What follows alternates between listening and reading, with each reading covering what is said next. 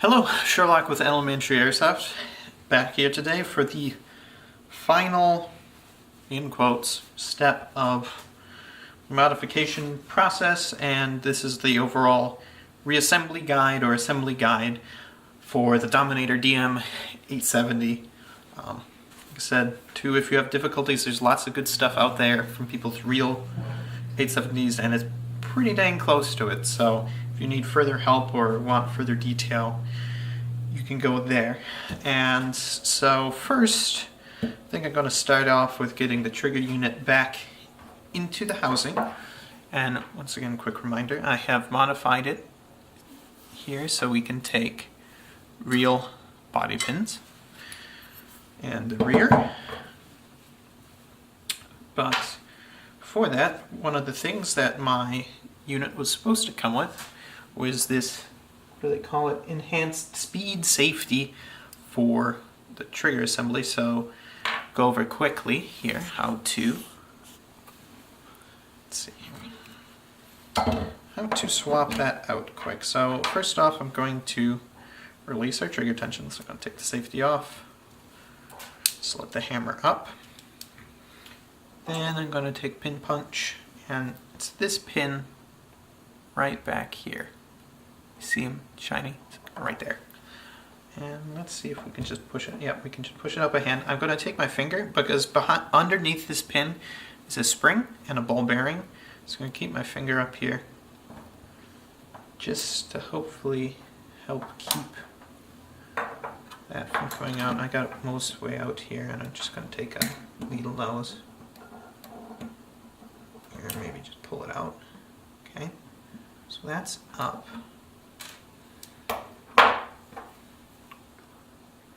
Just want to make sure I fully relieve pressure here.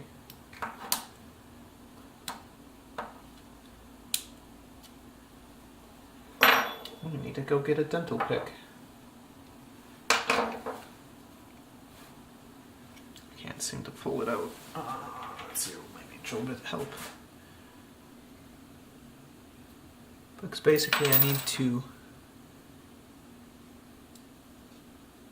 convince this to come out, because otherwise that ball bearing in there is just going to prevent me. There we go. Got the spring out carefully. You can see them in there. It's not wanting to come out. Well, we got it to move enough to pull out our safety. And I think it's just because some of the tolerances on this, it just fits in there snug, which is fine. So then our safety, let's see here, it goes in this way, so the stripe is to the left. So I'll just put it on with the safety off. And we're going to replace that retention spring. Actually here, I'm going to get a size up drill bit, or you could use a pin punch or any of that to push this down, but let's use this because I have it handy. And what you're going to want to do is watch through that hole. Sorry, that's a bit harder to do on camera, to have that all the way through. And this pin has a pointed end, which is going to help us just sort of push the spring back down. So you get it started so the pin, or that the point of it just starts pushing in over the spring, and then it'll just finish and push it the rest of the way down. So that's good there. And ta-da. Fancy pants safety with cool triangle. It's a cool triangle thing. Works. And we have that. It just sticks out a bit further and a bit easier to toggle is the point of it, really. I think we'll keep it orientated up like that.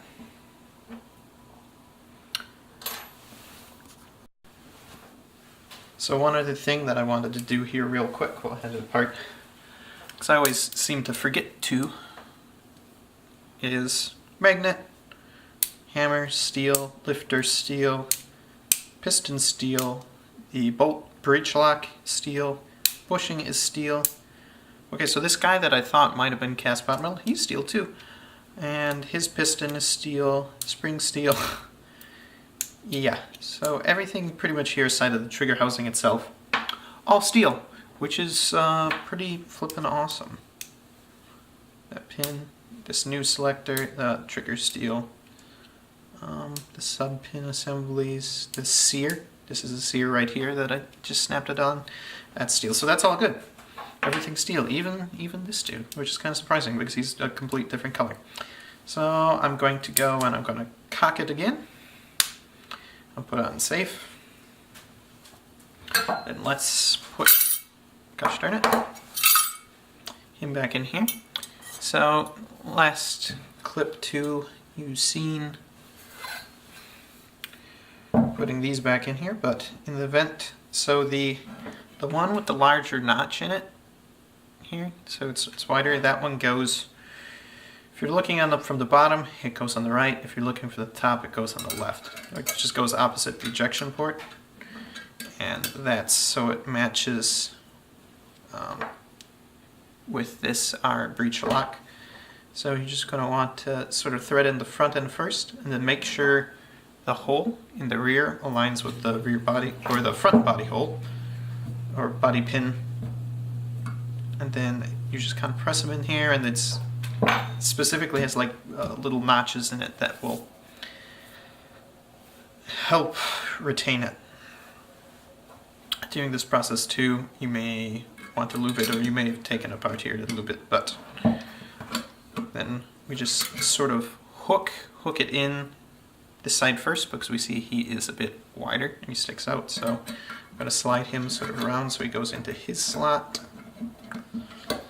and then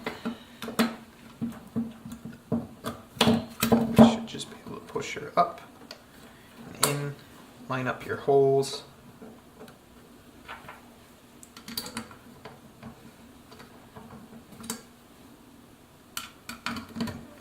Put your body pins down in there. Come on. Oh, back's slightly too far up. That was why. And just going to... The one thing about the real steel pin is it just does, in general, fit a bit more snug, especially with its tension base. Sorry, there's some sawdust on this table. But he sits a little bit more snug in his retention than the airsoft one does. So ta-da! That is done, ready to put back together. And while we're at it here, let's go ahead and put on our Magpul clone stock, or Magpul stock. Pretty sure this is a clone that came with this, but so the tricky part here is up on top. There's normally this rubber cover. It may come off when you get it, or maybe not. And basically what you have to do is you kind of have to sort of peel it and pick it up so it comes out. You just want to start in with something like a small flathead. Just go pretty easy. You don't want to use anything too abrasive there to get it in, and we're going to put, that uses a Allen key, which I have right here. So we'll try and get her started here. That nut. Yep, okay, so we got her started. Oops, I'm getting ahead of myself. Gotta back her back out. I have a piece here, the sling plate, which is included, which goes, I believe, like this. I would put it on the right side because I am right-handed. That's how I'd want it to sling. So I put him in first before you put this on. I think some Magpul stocks have this, some don't. So you may not have to do that step if you have an actual Magpul stock. depending on the variant. Alright, here you get this started. This is just a bit tedious, because you know you can't spin it all the way around. You have limited play on this right angle Allen key, and that's just really because the sort of the hand grip here comes down more or steeper on the Magpul stock than on sort of the factory stock, or if you want to call it the factory stock, the standard styled 870 stock. So here I'm going to just make sure that we're lining up before squeezing it, because it is sort of tight fit and it's a two-piece stock here. I just want to make sure that we're getting adequate grip. I'm just going to grab a quick grip here, help squeeze our stock together up front, maybe. So it'll just slide in there. Like I said, this is Asian sort of clone quality, I feel, versus actual Magpul, or it could be too if you're using a real start. Sort of get her forced in there a bit. Actually, we came down.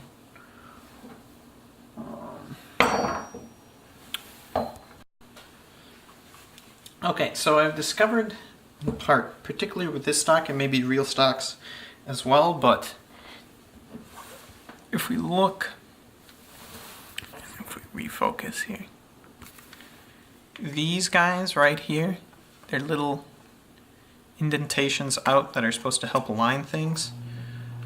They were slightly too big overall, so I kind of tapped it down in there with a rubber mallet to sort of mark it where it needs to be on the plastic, and I went through with an X-Acto knife or a razor blade and just shaved it down.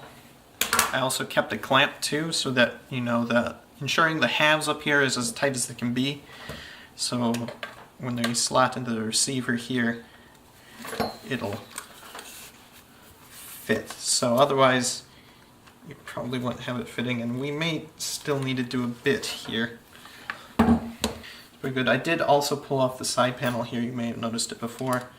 Just going to go ahead at this point and make sure that these guys are pretty snug. This is what helps hold the clamshell together. Just because I don't want, when I tighten this down all the way, it tries to spread it out, so I don't want that to occur. And we're just going to take her up nice and snug. That feels pretty good there. And then you could return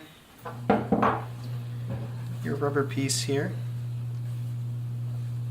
the part with the teeth, part with the teeth sort of goes up to the top part, and you're just going to snap her down in. I'm just going to leave her out, which is good, or cool. I like it. So I'm just going to set this aside for now. I had already swapped over our Magpul pump grip. You're going to want a 4-end wrench, which is basically a tool with 2 teeth. Come in here. I personally ended up using, where did it go? A close size chunk of steel that fits snugly in between there, and that worked good enough in my case. I was getting to, we don't have to live up to the recoil of the actual gun books. We aren't shooting that big of cartridges. Next, what I want to tackle, what I think will be trickier, is pulling off the front sight bead and mounting our nifty little fiber sight. So I have that here. So we're going to want to pull off this bead. So I'm going to use a pair of pliers. These ones are pretty soft jawed. Big things, I don't want to mar this up in the event that I use it again. I don't want to have some blue Loctite handy. Shake that up. And what I'm actually going to do here is I'm going to bring in some heat. So I'm going to turn on a heat gun. Apologies for the noise. Hopefully it doesn't transfer too loudly into the video here. But I haven't tried it just yet, but if this is Loctited in or anything, a bit of heat certainly will help. Let's see what temperatures it's on high. A bit of heat will certainly help free it up or break it free. I mean, you could try it by hand. You can probably pull it out, but you might mar it up a bit more. Always like to keep as much of the original parts should I ever decide to revert in. Okay, yeah, that's getting pretty warm.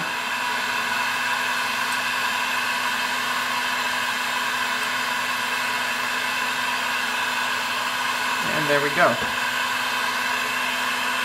Just carefully turning it here. I got her started.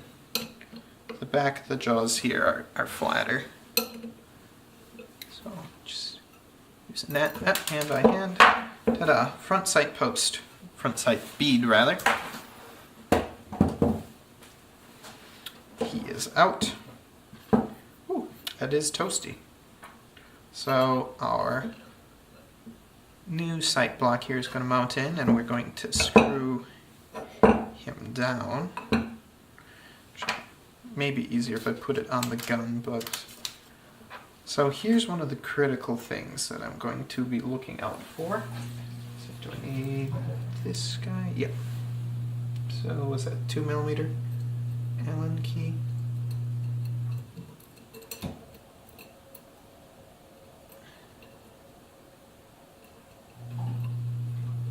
There we go. So you're going to line it up. Always with screws, I start off backing them. You back it off, applying a light amount of pressure. And at a certain point you'll feel it click or drop. And that basically means that the threads had aligned. And then you can start going back the other direction. So I have this tightened in here. And the next thing I'm going to look for is I'm looking in the barrel. And you see we're sticking out here. So here's going to be the fiddly bit. Because we're going to want to grind or file that down so it'll be smooth on the inside of the barrel. And I guess too, I'll add it if you're curious. Barrel steel. This guy's aluminum, or anodized aluminum. So I'm going to take this out. So I actually just got it perfect here. So what I'm going to do is I'm going to get some of my Loctite.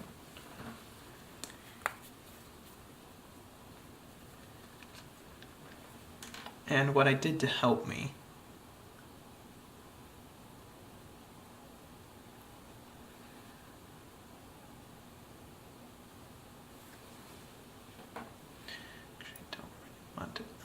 here, so just wipe that off. Just want it on my threads. Is I threaded it into a M3 nut because this is happens to be an M3 screw. And there we go. That feels good. I'll just snug them down a bit. And ta-da! On the inside here, if my camera decides to refocus.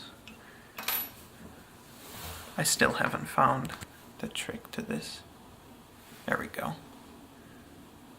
We see a slight difference there, but that's just the indentation where it is.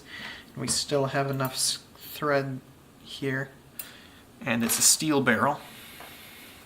So that is threaded solidly in there. Loctite, make sure none of it came through, because it's pretty much fancy super glue is what it is. Or it's a close relative of super glue. Red Loctite's a bit more like super glue. So we have that guy mounted in there. Then what I'm going to do is you just slide the two little barbells through, and then we put this retention pin in. But what I'm going to do is I'm going to look at the ends of this just up to the light and see which end I like better, appearance-wise. I think it's this one. So I'm going to put it in this way.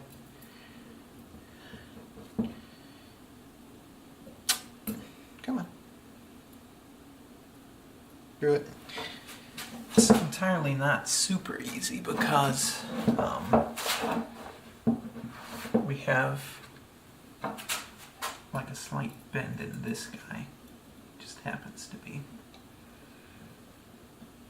And there we go. He is almost in position. Just gonna tap him in.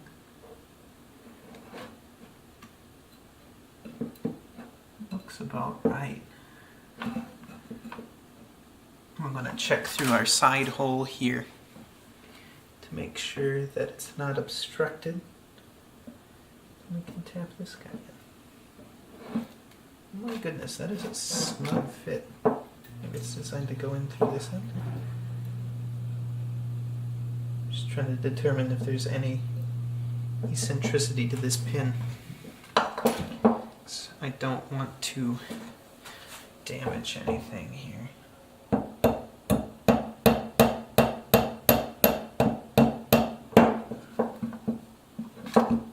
we'll take a pin punch, just send it a bit further in, and ta-da, you have. Let's get ready to put the rest of our externals on here. Actually, we're going to put on the top sight and rail. I just like ripping out my staples rather than some other things. And we're going to take you, save our front sight bead along with original safety switch. And we have this, which is also machined aluminum, just because I want stuff out of here so I see if these screws actually come down and end up interfering with anything. And what I'm going to do is, up top there are 4 screws, or plugs rather, pre-threaded in here, and I'm just going to line it up, and I see we need to take out the rearmost and the front 2. If that had another one, it'd be under this, so if you got any of the other top rail attachments, you actually need a smaller flathead. I'm just going to back these out. Once again, I think I'm going to pull out some Loctite just so this doesn't move on me. You know what, we're going to pre-check at least one of these here. Let's see, these take an Allen key, looks like this dude. Nope, pull one up. Should be 2.5.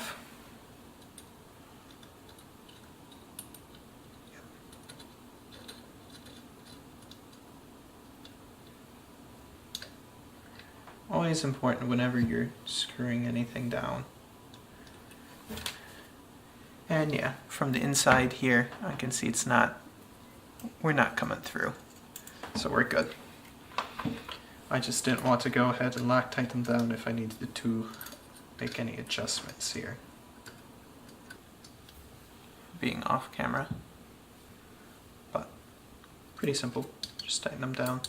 So yeah, I'd snugged up the front and the back one a bit. It's kind of like if you're ever mounting a processor on a motherboard. You sort of sequentially, diagonally work. So you balance where the holes line up and the whole thing on the top. So it's nice. These are nice and snug. So they're already looking way more tactical. So we have this. So now we can, I'm going to go ahead and mount the pump. And I'm going to actually just put a drop of silicone oil on these. Oops.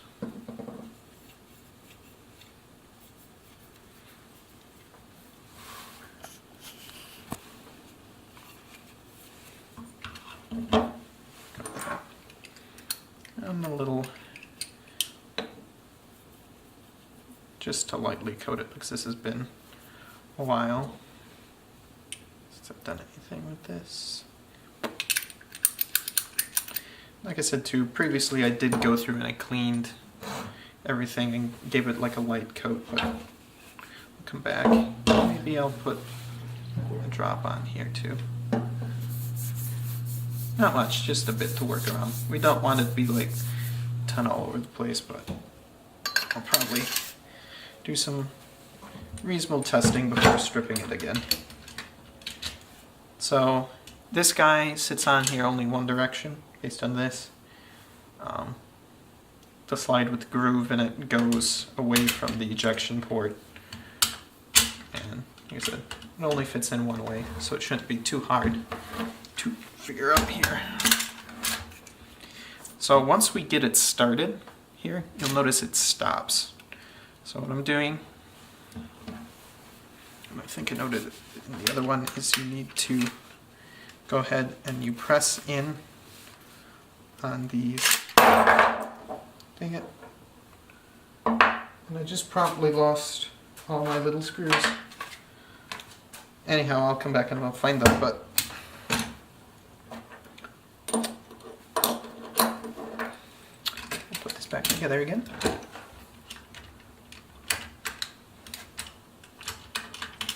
Bolt sits on the carrier. We started in these shell arms. They need to be pushed in just with your thumb inside the shell ejection port, both of them, to get it in. And then there we go, she's locked back, and I got fingerprints everywhere. Okay, so then of course we're actually going to want this somewhat back forward to get our barrel back on.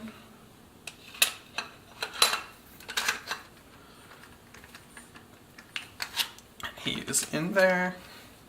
So next we're going to add in our extension